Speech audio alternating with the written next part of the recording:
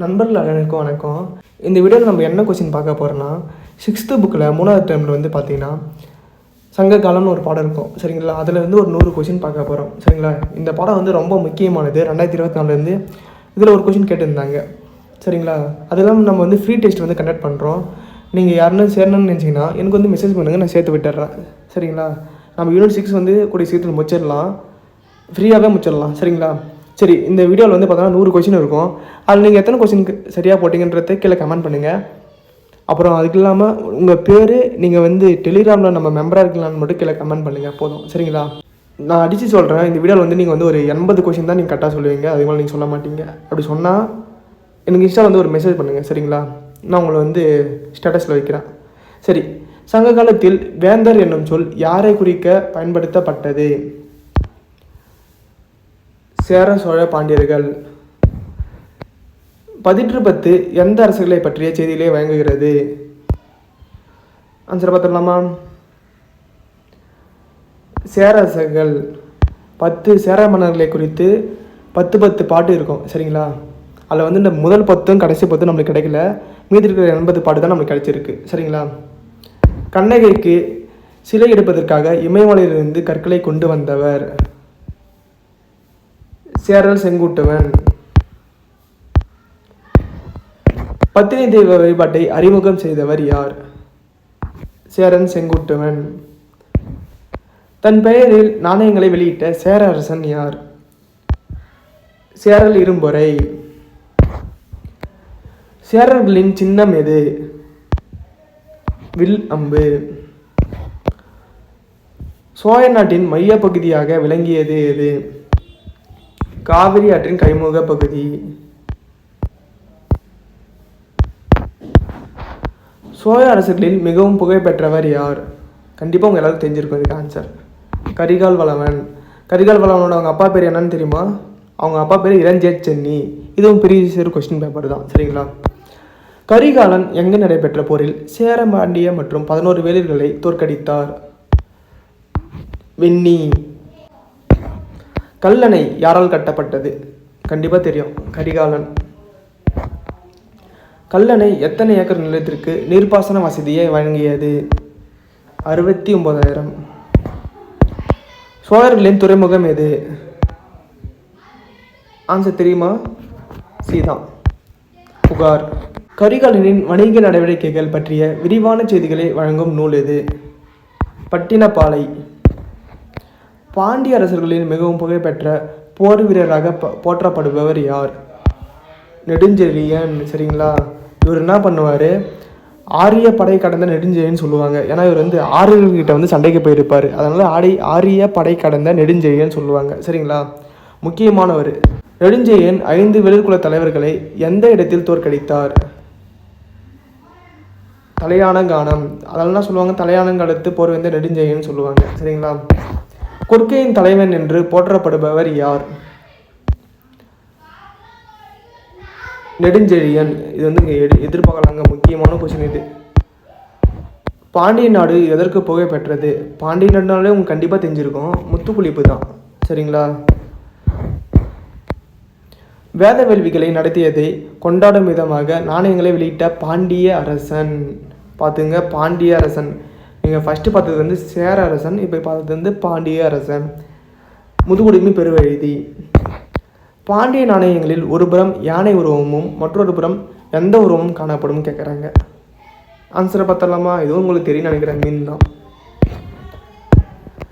சேர அரசர்கள் முடிசூட்டி கொண்ட பட்டங்களில் தவறானது எது? அதாவது ஆதவன் அவங்க பேர் தான், வானவன், இரும்பொறை சரிங்களா. இந்த கில்லி வந்து பார்த்தோன்னா சோழர்களுடைய இது சரிங்களா. சென்னி, செம்பியன், கில்லி, வளவன் ஆகிய பட்டங்களை சுட்டி கொண்டவர்கள் யார்? நான் முன்னாடியே சொன்னேன், கில்லியை யாரை சொன்னேன்? சோழர்கள் சொன்னேன் சரிங்களா. அப்போ சோழர்கள் தான். மாறன், வழுதி, செழியன், தென்னர் ஆகிய பட்டங்கள் யாருக்கு உரியவை? பாண்டியர்கள். அரசுரிமை சின்னங்கள் எவை? வெண்கொற்றம் குடை. சேரர்களின் மாலை எது? வேப்பம்பூ மாலை. சோழர்களின் சின்னம் மற்றும் மாலை. நீங்கள் சின்னத்தை வச்சே கண்டுபிடிச்சிடலாம் சரிங்களா. புலி அத்திப்பூ. பாண்டியர்களின் துறைமுகம் எது? பாண்டியரின் துறைமுகம் வந்து பார்த்தோன்னா கொற்கை சரிங்களா. அது வந்து கொள்கைன்னு சொல்லுவாங்க. சங்க காலத்தில் ஆய்மன்னர்களின் முக்கியமானவர்கள் யார்? அந்திரன், திதியன், நன்னன். வேளிர்கள் எனப்பட்டவர்கள் யார்? நில உடைமை பிரிவினர்கள். கடையாழி வள்ளல்கள் எனப்படுபவர்கள் எத்தனை பேர்? 8 கால பூச்சிக்கு எத்தனை காலன்ற மாதிரி ஒரு கொஸ்டின். 7. சங்ககால தமிழகத்தில் கிராம தலைவர் எவ்வாறு அழைக்கப்பட்டார்? கிராம தலைவர்னா யார்? அரசுரிமை என்பது பொதுவாக எத்தன்மையுடையது, பரம்பரையானது. கோ என்பது எந்த சொல்லின் சுருக்கமாகும்? கோன். பட்டம் சூட்டப்படும் விழா எவ்வாறு அழைக்கப்பட்டது? அரசு கட்டிலேறுதல், முடிசூட்டு விழா, இவை 2 வரும் சரிங்களா. பட்டத்து இளவரசர் எவ்வாறு அழைக்கப்பட்டார்? கோமகன். இங்கே பாருங்கள், இந்த இளங்கோ, இளஞ்செய்யன், இளஞ்சேரல் இது 3 என்னன்னா, இப்போ வந்து அண்ணன் வந்து பார்த்தோன்னா பட்டத்து இளவரசன் சொல்லுவாங்க, தம்பி வந்து பார்த்தோன்னா இளங்கோ, இளஞ்செய்யன், இளஞ்சேரல் அப்படி சொல்லுவாங்க சரியா. அரசு வருவாயின் முக்கிய ஆதாரம் எது? உங்களுக்கு தெரியும், நிலவரி தான். அந்த நிலவரிக்கு என்ன பேருன்றத அடுத்த கொஸ்டினில் வரும் சரிங்களா. நிலவரி எவ்வாறு அழைக்கப்பட்டது? இறை. இது முக்கியமான கொஸ்டினுங்க, கண்டிப்பாக எதிர்பார்க்கலாம் சரிங்களா. அரசருடைய சபை எவ்வாறு அழைக்கப்பட்டது? நாளவை. 5 உறுப்பினர்களை கொண்ட குழு எது? இந்த 38வது கொஸ்டின் வந்து நீங்கள் ஆன்சர் பண்ணுங்கள் சரிங்களா, கமெண்ட் பண்ணுங்கள் சரிங்களா. 8 உறுப்பினர்கள் கொண்ட குழு என்பேராயம். படைத்தலைவர் எவ்வாறு அழைக்கப்பட்டார்? படைத்தலைவர் எவ்வாறு அழைக்கப்பட்டார்? தானே தலைவன். தொலைவில் இருந்து எதிரியின் மீது ஏவுகணை போன்று வீசப்படும் ஆயுதம் கோமாரம். ஆயுதங்கள் வைக்கப்பட்டிருந்த இடம் எது? நீங்கள் வந்து ஆயுத கிடங்கு போட்டுறாதீங்க, இது தப்பு. ஆன்சர் வந்து படைக்கோட்டில் தான் சரிங்களா. தலைநகரில் இருந்த நீதிமன்றம் எது? அவை. ஒட்டுமொத்த ஆட்சி பகுதியும் எவ்வாறு அழைக்கப்பட்டது? மண்டலம். பழமையான கிராமம் எவ்வாறு அழைக்கப்பட்டது? மூதூர்.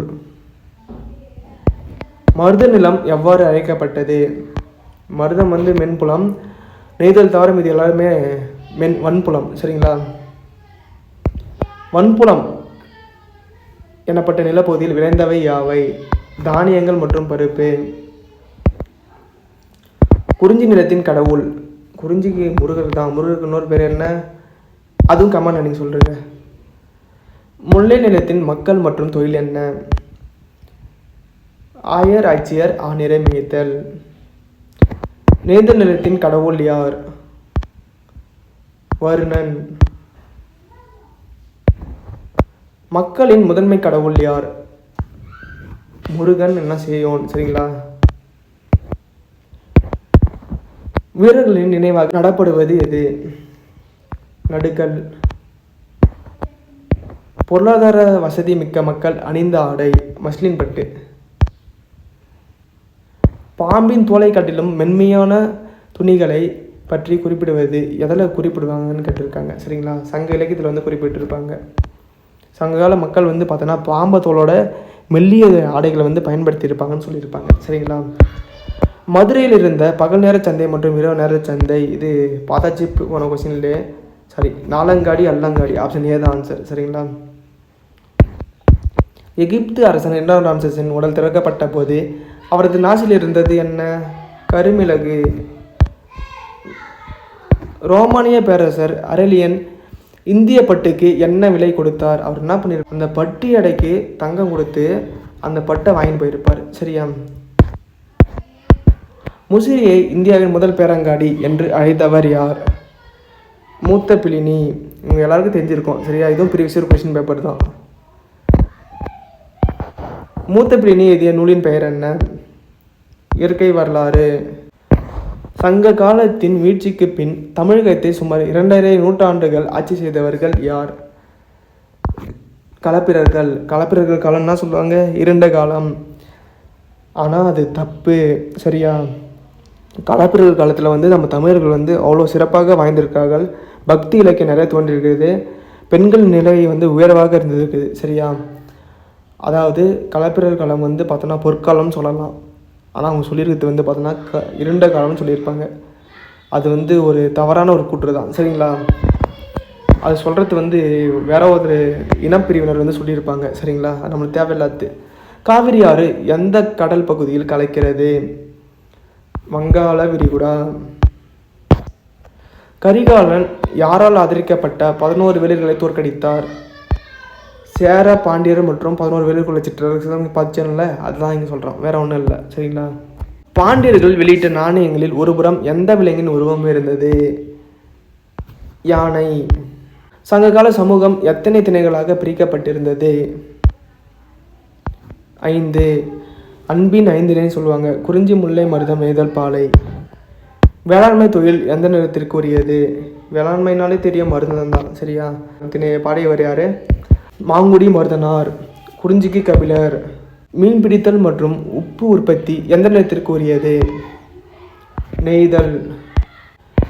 வீரச்செயல்கள் எந்த நிலத்தின் தொழிலாக கருதப்பட்டது? கண்டிப்பாக இதை படிச்சிருக்க மாட்டீங்க, இது கேட்கலாம். பாலை. சங்ககால பெண்பார்ப்புலவர்களில் காவிரி பூம்பட்டினம் பகுதியை சார்ந்தவர்கள் யார்? ஆன்சரை பார்த்தலாமா? வெள்ளி வீதியார். அரசருக்கு நிர்வாகத்தில் உதவிய இரு குழுக்கள். ஐம்பெருங்குழு, எண்பேராயம். அரசுடைய படை எத்தனை பிரிவுகளை கொண்டிருந்தது?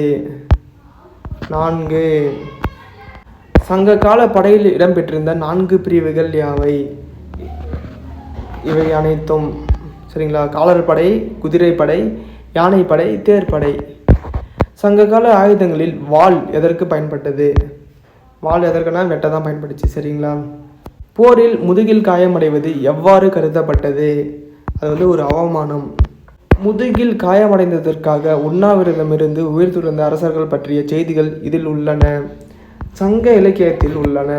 சங்க காலத்தில் மண்டலம் எவ்வாறு பிரிக்கப்பட்டது? மண்டலங்கள் என்ன பிரிக்கப்பட்டாங்க?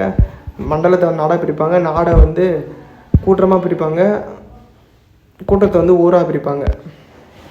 பெரிய கிராமம் எவ்வாறு அழைக்கப்பட்டது? பேரூர். கடற்கரையோர நகரங்களுக்கு என்ன பெயர்? பட்டினம். துறைமுகம் எதை குறிக்கும் பொதுவான சொல்? துறைமுகனாவே புகார் தான். சங்க காலத்தின் முக்கிய நகரங்களில் அல்லாதது எது? தஞ்சாவூர். மருத நிலத்தின் மக்கள் எவ்வாறு அழைக்கப்பட்டனர்? மருதனாவே உழவர் உயர்த்தியது தான். குறிஞ்சி நிலத்தின் மக்கள் யார்? குறிஞ்சினா குறவர் குரத்தியார். சரியா? பாலை நிலத்தின் கடவுள் யார்? கொற்றவை. சங்க காலத்தில் வர்ணாசிரம முறை எப்போது வந்தது? அதாவது சங்க காலத்திற்கு அப்புறம் தான் அது வந்தது. சரியா? சங்ககால மக்கள் அணிந்த அணிகலன்கள் எவற்றால் செய்யப்பட்டிருந்தன? தங்கம், வெள்ளி, முத்துக்கள், நாரத்தினங்கள், சங்கு, பாசிமணி, இவை எல்லாத்திலையும் செஞ்சாங்க. சரி. இசையின் 7 சுரங்கள் குறித்து புலமை பெற்றிருந்தவர் யார்? கரிகாலன். இவர் என்ன சொல்லுவாங்கன்னா 7 இசை வல்லான்னு சொல்லுவாங்க. சரியா? பாடல் பாடும் புலவர்கள் எவ்வாறு அழைக்கப்பட்டனர்? பாணர், விரலியர். நாட்டுப்புற நாடகம் சங்க காலத்தில் எவ்வாறு அழைக்கப்பட்டது? கூத்து. சங்ககால மக்கள் உருவாக்கிய முத்தமை கோட்பாடு எவை? இயல் இசை நாடகம். மதுரையில் இருந்த இரவு நேர சந்தையின் பெயர் என்ன? இரவு நேர சந்தைன்னா என்னது? அல்லங்காடி. சங்க காலத்தில் பண்டமாற்று முறை நடைமுறையில் இருந்ததா? ஆம். சங்க காலத்தின் முக்கிய ஏற்றுமதி பொருட்களில் ஒன்று தந்தம். சங்க காலத்தின் முக்கிய இறக்குமதி பொருட்களில் ஒன்று குதிரைகள். அந்த குதிரைகள் எங்கேருந்து வாங்கணும்? அரேபியாவிலேருந்து வாங்கணும். சரிங்களா? கப்பல்கள் பாதுகாப்பாக நிறுத்தப்படுவதற்காக கட்டப்பட்டவை எவை? கலங்கரை விளக்கங்கள். கலங்கரை இலங்குச்சுடர் என்று அழைக்கப்படுவது எது? கலங்கரை விளக்கம். பாப்பிரஸ் ஒப்பந்தம் பத்திரம் எங்குள்ளது? முக்கியமானது வியன்னாவில் உள்ளது. சரிங்களா? அந்த வியன்னா அருங்காட்சியகத்தில் உள்ள பாப்பிரஸ் ஒப்பந்தம் எந்த 2 நகர வணிகர்களுக்கிடையானது? அலெக்சாண்ட்ரியா, முசிறி. களப்பிரர் காலத்தில் செல்வாக்கு பெற்றிருந்த மதங்கள் யாவை? பௌத்தம், சமணம். வட்டையத்து என்னும் புதிய எழுத்து முறை எந்த மொழியின் அறிமுகத்தால் உருவானது? முக்கியமானது இது தமிழ் பிராகிருதம். இந்த மொழி அறிமுகத்தால் தான் வட்டையத்து வந்து உருவாகி இருக்கும். சரிங்களா? அது இன்னும் 2 கொஸ்டின் தான் இருக்குது. 14 கணக்கை சேர்ந்த பல நூல்கள் எந்த காலத்தில் இயற்றப்பட்டன? 14 கணக்கு நூல்னாவே பார்த்தோன்னா களப்பிரர் காலம் தான். சரிங்களா? சங்க காலத்தில் இறைவன் எவ்வாறு அழைக்கப்பட்டார்? கடவுள். இந்த வீடியோ உங்களுக்கு கண்டிப்பாக பிடிச்சிருக்கும். இது யூஸ்ஃபுல்லாகவும் இருக்கும். அடுத்த வீடியோவில் பார்க்கலாம். பாய்.